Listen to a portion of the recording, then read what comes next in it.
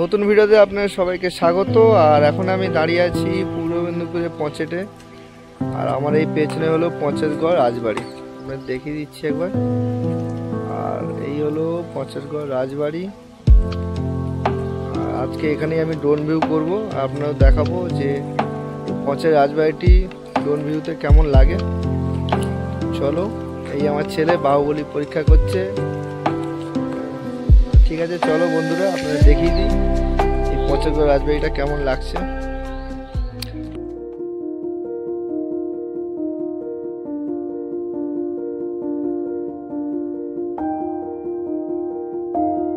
পূর্ব মেদিনীপুর জেলার পটাশপুরের পঞ্চায়েতগড় রাজবাড়িটি প্রায় 400 বছরের পুরনো। আর এই রাজবাড়ির ইতিহাসে জড়িয়ে রয়েছে মোগল সম্রাট ঔরঙ্গজেব ও প্রখ্যাত সঙ্গীত শিল্পী যদু ভট্ট বা যদুনাথ ভট্টাচার্যের কাহিনী।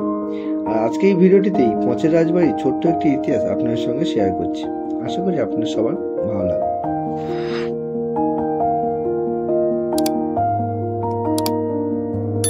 আর এই রাজবাড়ির পূর্বপুরুষ কালা মুয়ারিমোহন দাস মহাপাত্র ছিলেন বিখ্যাত সেতার বাদক। আর তার এই খ্যাতি পৌঁছে যায় দিল্লির মুঘল দরবারে। মুঘল সম্রাট ঔরঙ্গজেব তাম্রলিপ্ত বন্দরে তখন প্রশাসনের কাজ দেন এবং এরপর তার কাজে খুশি হয়ে তাকে পটাশপুর এই জায়গাটি দেখাশোনার দায়িত্বভার দেন।